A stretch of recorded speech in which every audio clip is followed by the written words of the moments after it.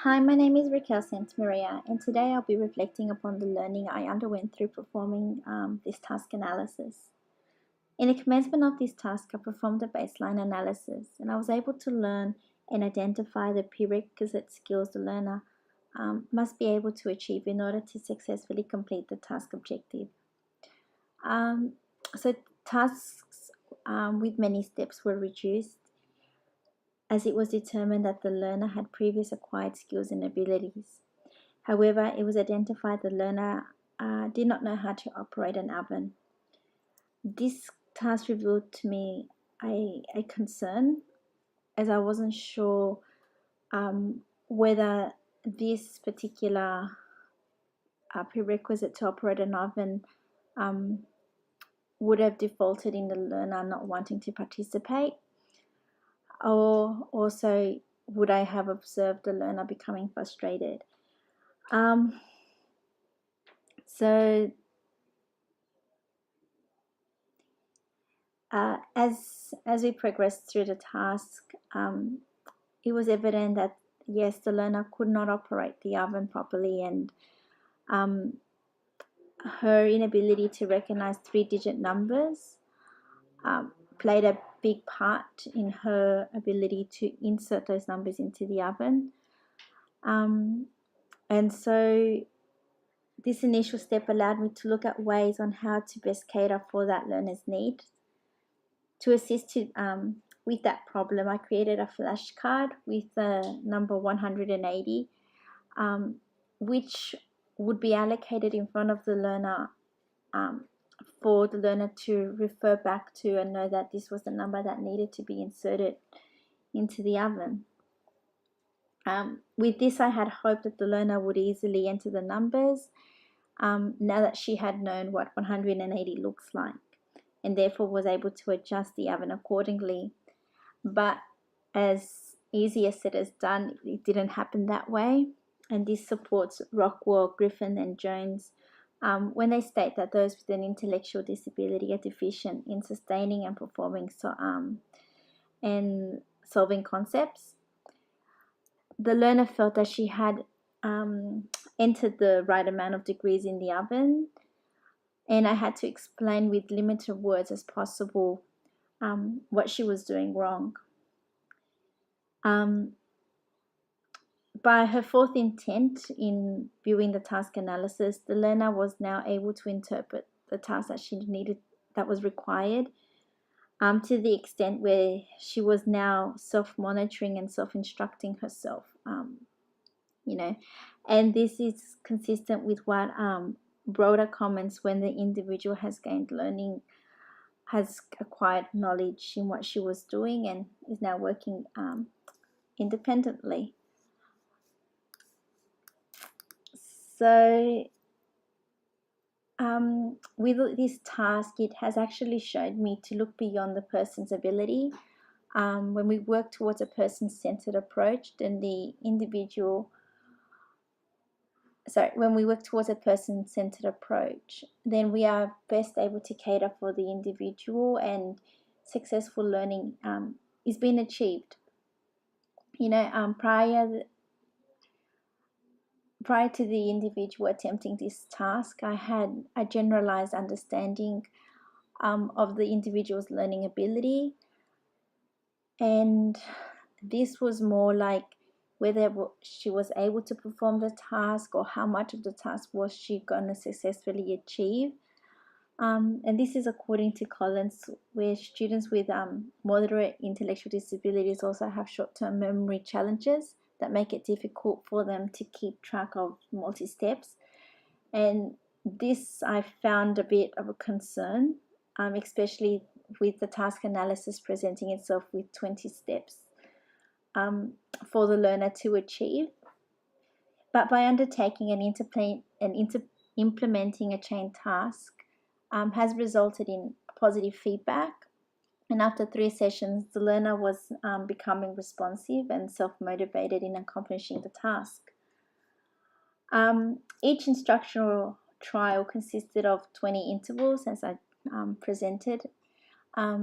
each response provided an opportunity for multiple ways of entry. For instance, when it came to rolling the pastry, I had envisioned a simpler manner for rolling the pastry, but the individual took it as took it as a way that you and I would probably just, look at a pastry and roll it. So that quite surprised me that, I didn't need to break down the task or didn't need to tell her where she needed to position her fingers. The learner just acquired that knowledge slowly.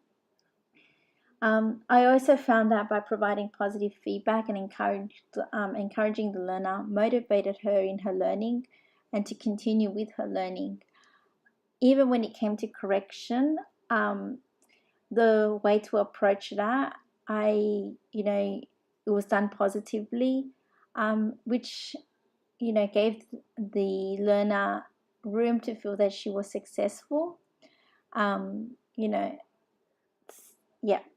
So towards the end, total task training had been achieved, and the learner was now capable of cooking parliamentary pastries. I had learned that the learner is an individual and learns in her own unique way. The way that she approaches a task is not necessarily how we would desire for her to accomplish a task, but it's evident that she has her own acquired knowledge, her own capabilities, and she looks for a way to perform tasks. And this is something that I would need to carry through with my learning, that not because we assume or generalize that a particular individual learns that way is how that person will achieve that task. Evidently, everyone is unique, and everyone will look at a task and perform it in a different way, not necessarily the way that we had planned or envisioned for that person. And this is something that is, important for me to always consider and to reflect upon. Breaking down steps into smaller amount of steps, has actually helped this learner to retain the information more. Therefore, I think that this practice, using a schema-based approach can increase an individual's ability to learn within a classroom. So, looking, for instance, as a future educator who would like to teach maths, I think that, with maths and science, where students need to recall math strategies or methods to complete a particular task, I think this form of task analysis, creating a baseline for them and breaking the task into smaller sections and, assisting them and, correcting them on the errors, actually helps that individual to achieve an outcome that not necessarily teachers may expect for that student to achieve. So when the student had reached competency in her last two sessions, I had also noticed that the individual self-esteem had changed and she was now happy to work independently. So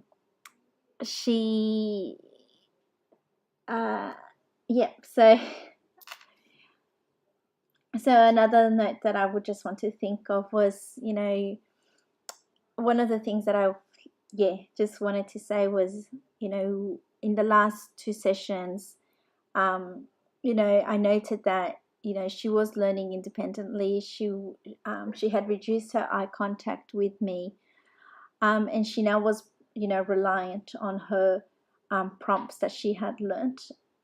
And this was something that I felt, especially in task 5, where I wondered whether I should have interfered in the sense of, praising her and encouraging her that she's doing well, because during that time she was performing the task fluently, and she looked really focused on what she was doing. And this really questioned whether, you know, I should have come in and said something to her. And I did actually refrain myself from doing that, just in case I did, you know, lose her momentum, or the way that her brain was now, you know, processing the information. So, you know, I'm not sure whether I would have done that differently, because again, when it came to her last her session again, you know, she did the task, and you know, it was something that I'm not sure, you know, towards the end of course, when she had completed the task and she was putting it into the tray and whatnot, it was then when I had said, congratulations, you know, you did well, awesome job, and we had a high five.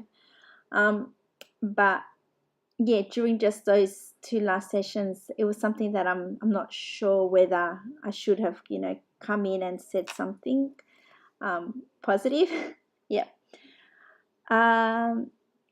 Yeah, but in overall, this has been a great learning experience for me. You know, not to stereotype, you know, individuals according to their disability. I believe that this form of strategy is something worthwhile to look into, especially as a future educator.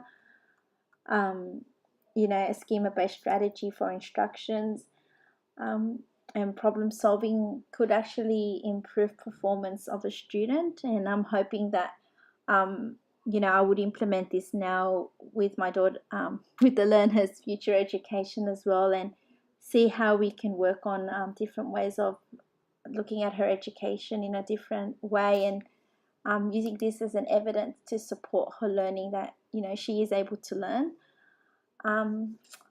So yeah, thank you.